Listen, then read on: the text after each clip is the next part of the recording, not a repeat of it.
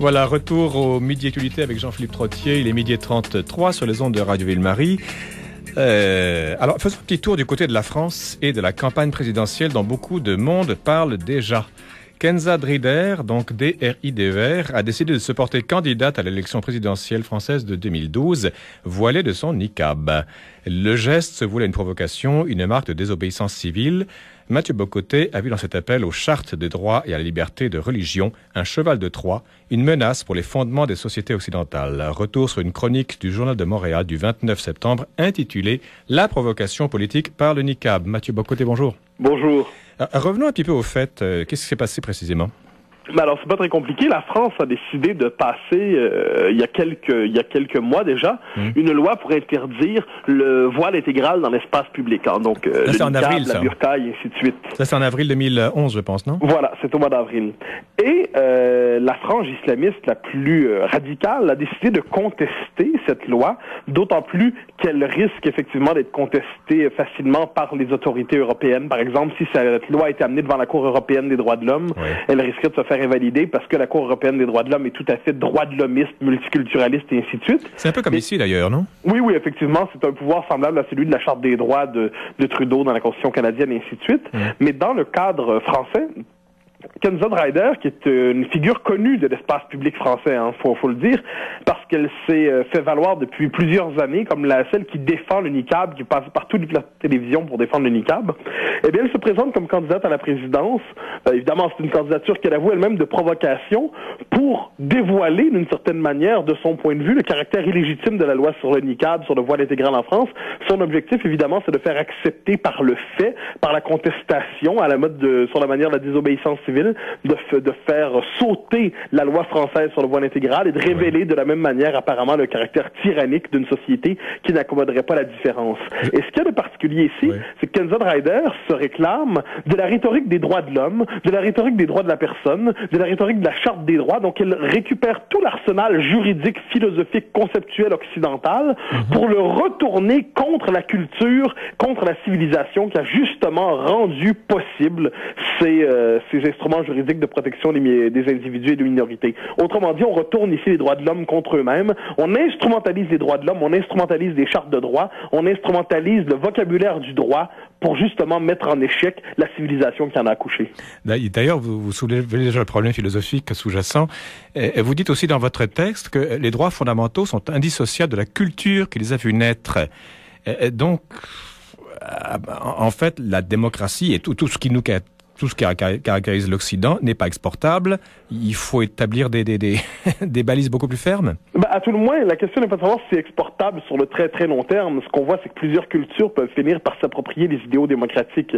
Mais ce qui est certain, c'est que les principes libéraux, les principes démocratiques ne sont pas des principes absolument immatériels. Ils ont pris forme dans une civilisation, ils ont pris forme dans une culture, ils ont pris forme dans une société. Et on ne peut croire que ces principes peuvent survivre chez nous, d'une certaine manière, si on les vide de tout le substrat moral, culturel, historique, qui les a rendus possibles. Et ce qu'on voit aujourd'hui, je crois, et c'est le grand enjeu des sociétés contemporaines dans le rapport au droit, dans le rapport aux politiques, c'est qu'on voit justement que les principes libéraux, les chartes de droit, l'appareil juridique que nos sociétés ont bâti patiemment pour protéger justement l'individu de la figure tyrannique de l'État, et ainsi de suite. Donc tous ces droits, ces conquêtes de la société libérale sont paradoxalement retournés aujourd'hui contre la société libérale. Mais Mathieu Bocoté, moi je vois quelque chose d'autre là-dedans aussi, c'est que les Occidentaux sont également victimes de leur propre universalisme. Ils se prenaient pour... L'homme occidental était l'homme universel, et donc devenant universel, il a dématérialisé un peu le substrat dont vous parlez. Ah ça, il y a quelque chose de très juste dans ce que vous nous dites là. C'est-à-dire, effectivement, on voit ici les limites de l'universalisme occidental. En fait, un universalisme qui ne savait plus qu'il était occidental d'une certaine manière. Et donc, les autres cultures ont dit, nous aussi, on fait partie de la gang maintenant, et puis on va réclamer ci et ça avec un autre substrat. Ce qu'on peut dire très certainement, c'est que dans le cadre occidental, on assiste à une forme de désubstantialisation de la démocratie, de la communauté politique. Voilà. Nos sociétés ne sont plus des sociétés, ce ne sont finalement que sociétés d'individus, ou à tout le moins sociétés de minorités, sociétés de groupes, mais il n'y a plus de monde commun qui peut fournir une norme, un cadre de référence permettant justement de baliser ce qui est acceptable et ce qui ne l'est pas. Et justement, vous nous parlez des limites très justement de cet universalisme, on peut voir ça autour de la question centrale et aujourd'hui de plus en plus importante politiquement de ce que j'appelle l'émancipation féminine. Oui. C'est-à-dire on se retrouve dans un contexte tout à fait singulier où l'émancipation féminine, qui était considérée très justement comme une des grandes conquêtes, peut-on dire, du dernier siècle occidental, oui.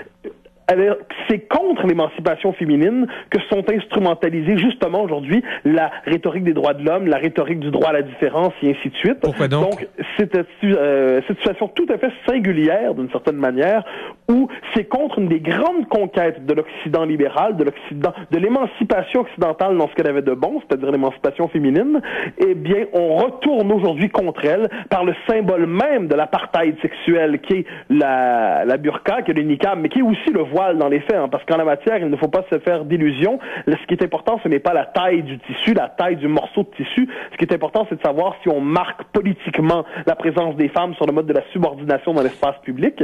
Eh bien, ce qu'on voit en ce moment, et c'est tout à fait tragique, c'est justement l'utilisation des chartes de droit et ainsi de suite pour faire régresser dans certaines communautés l'émancipation féminine. Donc, vous voyez bien qu'à partir de cette question du niqab, oui. C'est tout un problème politique et même philosophique beaucoup plus fondamental qui se révèle et qui mérite d'être pensé. Mathieu, laissez-moi vous piquer un petit peu. Bon, vous parlez que c'est pas la taille du tissu. Vous dites que c'est pas la taille du tissu qui compte. Alors, les Juifs qui portent la kippa, c'est aussi la taille du tissu qui compte pas. Eux aussi, ils sont marqués. Il faut distinguer ici. Est-ce que la kippa est une marque d'appartenance communautaire? Mais comment? Oui. Est-ce que c'est une marque pour autant de ségrégation sexuelle? Est-ce que c'est une marque qui est-ce que c'est un symbole politique, pourrait-on dire? Parce que c'est véritablement ce qu'on doit considérer. Est-ce que les gens ont le droit de porter aujourd'hui des symboles, disons, individuels qui marquent leur appartenance à un groupe ou à un autre? Qui s'y opposera? On peut être favorable à ça parce que, donc vous donnez l'exemple de la kippa, on pourrait dire si on décide de se tenir à l'abri des convictions des uns et des autres, des gens qui portent des vêtements de leur équipe sportive, des gens qui portent je dirais, des oui. Symboles d'appartenance, oui. Que ce soit aussi la croix chrétienne. Là-dessus, je ne fais pas de discrimination d'aucune manière. Ou la cravate. L'appartenance communautaire ne peut pas être censurée de l'espace public. Oui. Le problème posé par le voile en particulier, oui. Problème posé par le voile islamique, c'est qu'il s'agit non pas simplement d'un symbole d'appartenance communautaire, mais d'un symbole politique qui marque une volonté de désaffiliation par rapport à la société dans son ensemble. Celui qui porte, ou celle, en fait, doit-on dire, qui porte le voile, pose une déclaration de non-appartenance à la société occidentale. Ben, il y a un truc... Oui, allez-y. Et je dirais que le problème est là. Donc, évidemment, il ne s'agit pas, nous ne vivons pas dans une société homogène absolument, une société qui décide de liquider les différences. Il est normal que chaque communauté d'affinité, qu'elle soit religieuse, qu'elle soit sportive, qu'elle soit gastronomique ou j'en sais rien, les communautés d'affinité, d'appartenance peuvent marquer leur appartenance dans l'espace public. Là où il y a un problème, justement, c'est lorsque cette appartenance se pense comme désaffiliation, se pense comme négation du collectif et va même justement se penser pour servir de paravent pour justifier le retour de pratiques qui relèvent, je l'ai dit, de la subordination de l'apartheid sexuel. Mathieu Bocoté, maintenant, vous dites tout ça. Est-ce qu'une femme qui porte le niqab ou le voile ici tiendrait ce même discours? Qu'est-ce qu'elle dirait, elle?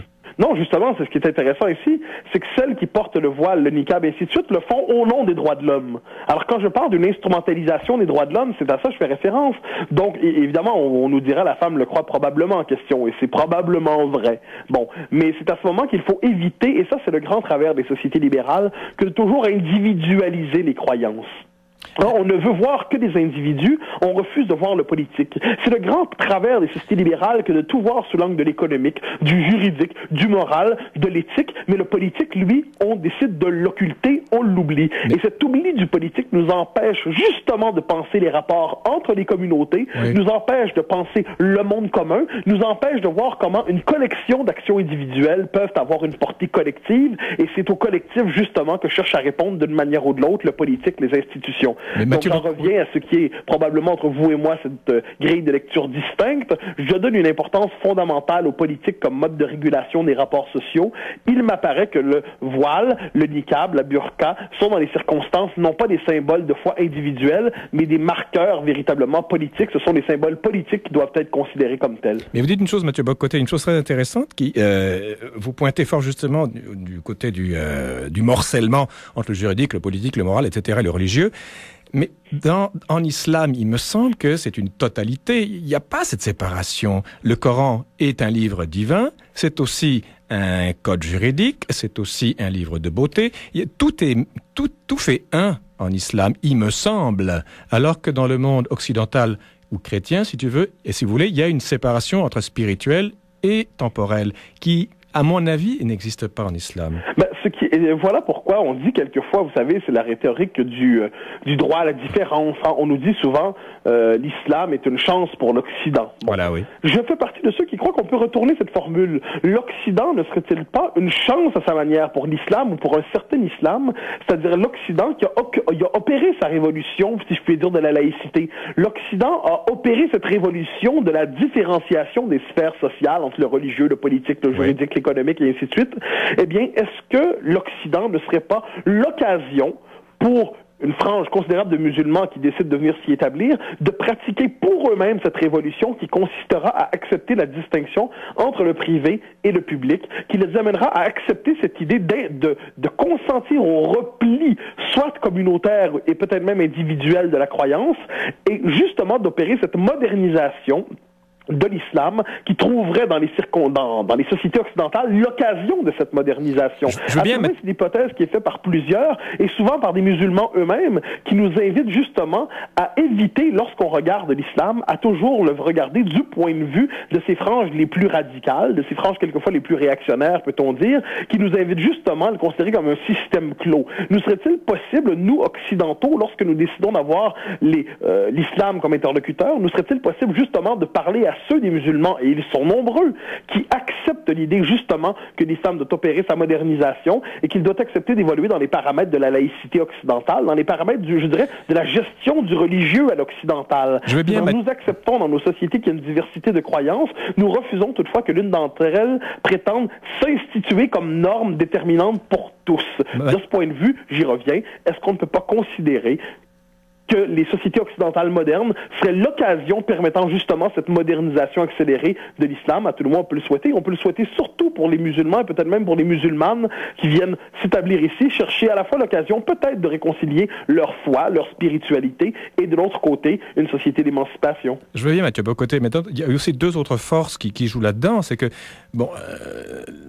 la sphère musulmane a été humiliée dans l'histoire, pour des raisons X, Y, Z qui tiennent à elle, aux autres, etc.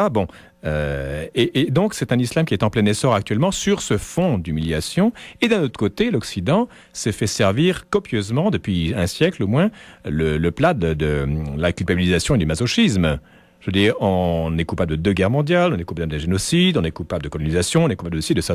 Donc tout cela joue en plus en faveur, en votre défaveur à vous, je veux dire, de votre argument. Je revisiterai votre analyse, oui. En fait, les 2 points de votre analyse. Allez-y. Pour ce qui est de la mauvaise conscience occidentale, elle m'apparaît effectivement tout à fait exagéré, c'est le moins qu'on peut dire. On en a souvent parlé à votre émission d'ailleurs. Oui. C'est-à-dire cette forme de masochisme mémoriel, cette mauvaise conscience occidentale qui fait en sorte que les sociétés occidentales ont développé dans la pénitence la posture morale privilégiée. Et dans beaucoup je suis coupable, donc je suis. Et donc beaucoup de minorités en profitent. Oui, peut-on dire, mais elles en profitent d'autant plus que les institutions elles-mêmes ont intégré ce réflexe de culpabilisation. Tout à fait. Pour ce qui est de l'islam, je reviens à cette distinction fondamentale qu'il m'apparaît nécessaire d'opérer, et je pense qu'on doit l'opérer de plus en plus entre islam et islamisme. Vous nous dites l'islam qui aujourd'hui émerge, c'est presque a tout un lourd bagage de siècles d'humiliation et ainsi de suite qu'il ferait valoir aujourd'hui à la manière du grief dans l'espace public. Je ferai quelques nuances. Oui. Ça m'apparaît un phénomène beaucoup plus récent qu'on ne le dit, c'est-à-dire, prenons le point de départ, c'est la révolution Khomeini. La révolution Khomeini, c'est une trentaine d'années, finalement. C'est en 79, c'est une révolution assez récente qui représente une frange tout à fait radicale, doit-on dire fondamentaliste, intégriste de ce que peut être l'islam, mais qui n'est pas tout l'islam. Et bien, de ce point de vue, nous est-il possible, nous, occidentaux, lorsque nous envisageons ce phénomène, de ne pas basculer dans le mythe du conflit presque millénaire entre l'islam et la chrétienté, et ainsi de suite, ce qu'on nous suggère quelquefois comme grand récit, et d'en revenir à une vision beaucoup plus politique des choses. J'y reviens, vision plus politique entre, d'un côté, un phénomène qui date d'une trentaine d'années, la propagation de l'islamisme, d'un islamisme particulièrement radical, et nous est-il possible de répondre à ce phénomène sans transformer ça dans la rhétorique de la guerre des civilisations? Je vous le souhaite. Il y a aussi une autre question, Mathieu Bock-Côté, dont on n'a pas encore parlé. En Occident et en Islam, il y a deux façons différentes de voir le privé et le public. On avait dit qu'il y avait une séparation entre spirituel et politique en Occident, qui existe beaucoup moins en Islam, si vous voulez, surtout maintenant. Mais il y a aussi la différence entre privé et politique. Moi, j'ai parlé avec des femmes voilées. Je suis allé notamment au Maroc et j'ai parlé à beaucoup de femmes voilées. Et elles me disaient, mais non, mais c'est mon espace privé. Et elle me disait, la femme, c'est le domaine privé, l'homme, c'est le domaine public, sans que le public soit plus fort ou mieux considéré que le privé. Et donc, en portant le voile, c'est comme si elle portait sa maison avec elle et personne ne la voyait. Et ce n'est qu'à la maison, dans le privé, qu'elle peut vraiment être la reine.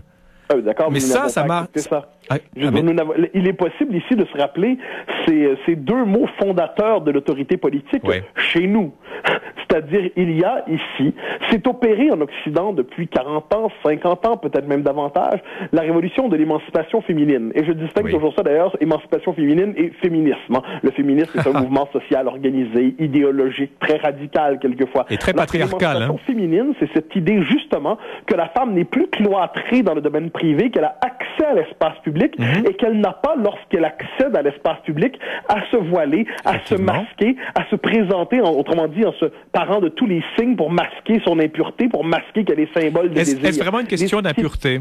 Pardonnez-moi? Est-ce vraiment une question d'impureté, à votre avis? Ben, je crois qu'on a quelquefois cette idée quelle est l'image qu'on nous présente avec le voile? On nous dit d'un côté, la femme est un symbole d'impureté, et de l'autre côté, l'homme est un animal qui est incapable de se contenir lorsqu'il voit des cheveux. Bon, c'est à peu près ça. Autrement dit, c'est presque une forme de ségrégation visible par le vêtement des rapports sociaux.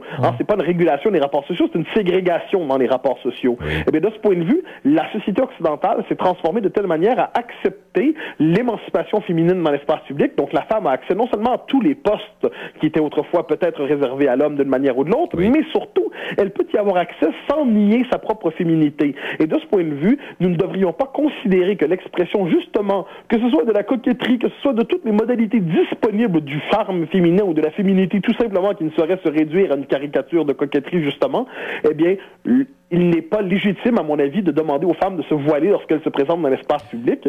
Et de ce point de vue, j'y reviens, l'émancipation féminine nous invite à revisiter les termes du privé et du public et à demander à ceux qui nous rejoignent par l'immigration, ceux qui nous rejoignent quelquefois par la conversion, même d'une certaine manière, à accepter les codes du privé et du public tels que nous les connaissons en Occident. Mathieu Bock-Côté, je vous entends parler, ça me fait penser à une histoire drôle qu'on m'avait envoyée par Internet. Il y a un homme qui revient de vacances et il montre une photo. Il dit, voilà, à gauche c'est ma femme, ensuite c'est ma cousine, ensuite c'est ma fille et là c'est ma mère. Ah non, excusez-moi, c'est ma mère à gauche, ma fille, ma femme, etc. Ah non, pardon, excusez-moi, c'est ma cousine. Et puis il confond tout le temps et on voit la photo, c'est 4 femmes en burqa et on n'arrive pas à distinguer qui est qui. Je la connais bien et je la trouve plutôt amusante, effectivement, parce qu'elle nous en dit beaucoup. N'est-ce pas un bon exemple, justement, de cette négation de l'individualité féminine ici? N'est-ce pas une bonne image, si je peux dire, du fait que la femme ne peut exister que dans le domaine privé et ne peut exister que pour son homme, d'une certaine manière? N'y a-t-il pas quelque chose là-dedans de fondamentalement régressif dans le rapport à la féminité? Parce que j'y reviens, les sociétés occidentales ont opéré là-dessus, probablement, je dirais, continuité et rupture. C'est-à-dire la promesse d'universalité se trouve dans le christianisme, la promesse d'universalité est reprise par les Lumières, donc d'une certaine manière, elle était appelée à s'étendre à l'homme, à la femme et ainsi de suite, et il y a un mouvement d'émancipation qui s'opère à travers cette promesse d'universalité. Mais justement, il y a rupture ces dernières années. C'est le bon côté, peut-on dire, des Radical 60s, que d'avoir reconnu que cette espèce de distinction qui redonnait à l'homme le domaine public, à la femme le domaine privé. Évidemment, c'était pas aussi caricatural que ça dans le passé. On ne doit pas succomber à la caricature de l'histoire que nous propose quelquefois le féminisme radical. Mais de l'autre côté, il y a eu effectivement une authentique mutation dans le registre de l'émancipation. De ce point de vue, nous est-il permis justement de considérer qu'il y a quelque chose là-dessus sur lequel on ne reviendra pas. C'est-à-dire, ce n'est pas négociable, cette émancipation. Et si par ailleurs, bien évidemment, les codes de la pudeur ne sont pas les mêmes d'une société à l'autre, nous est-il permis de considérer que dans le voile, comme dans la burqa, comme dans le niqab, ce n'est pas la pudeur qui s'exprime, mais c'est tout le contraire, c'est un exhibitionnisme de la vertu. Mathieu Bocoté, en une minute, pensez-vous que la multiplication des voiles que l'on voit dans les rues, est-ce que ça peut être le nœud gordien, pas le nœud gordien, la pomme de discorde ou le lieu symbolique d'un retour de bâton anti-multiculturel, anti-tout, quoi? Qu'est-ce que vous voulez dire exactement, c'est-à-dire? C'est-à-dire que c'est un point de focalisation, parce qu'on est obsédé par le voile ici en Occident. On a des raisons, on n'a pas des raisons, etc., peu importe. Mais est-ce que c'est un point de focalisation, de ralliement pour beaucoup de gens qui, un jour, pourront trouver motif à taper sur... Ah ok, je comprends. Non, mais est-ce que le voile est devenu le symbole de l'échec du multiculturalisme? Très certainement. Et d'un retour de bâton, d'une xénophobie ou de je sais pas trop quoi? Non. Moi, le discours sur la xénophobie occidentale, le racisme occidental, le néo-racisme occidental, ou j'en sais rien, oui. C'est un discours que je considère non seulement exagéré, mais faussé fondamentalement. La société occidentale n'est pas une société qui se distingue justement par son racisme, mais tout au contraire par le fait qu'elle a combattu ce phénomène de manière sérieuse et de manière vraiment réussie. Nos sociétés ont connu des dérives incroyables, ça c'est le moins qu'on puisse dire, mais elles ont aussi été capables justement de tenir cette promesse d'universalité. Donc cette lecture de l'Occident sous le signe de la xénophobie, cette lecture de l'Occident sous le signe du racisme, il me semble que c'est l'exemple même de cette mauvaise conscience dont je ne pense pas tant de bien. Mais je parlais surtout pour l'avenir, Mathieu Bocoté, mais le temps nous est limité maintenant. Je dois vous dire au revoir et merci beaucoup pour cette chronique passionnante. On vous donne rendez-vous la semaine prochaine? Avec grand plaisir, et c'était un plaisir aujourd'hui. Ah, et pas avant? Et les autres fois, non? Et avant, aujourd'hui, demain et après-demain. C'est adorable. Merci Mathieu Bocoté. Au plaisir. Au revoir. Voilà, au revoir.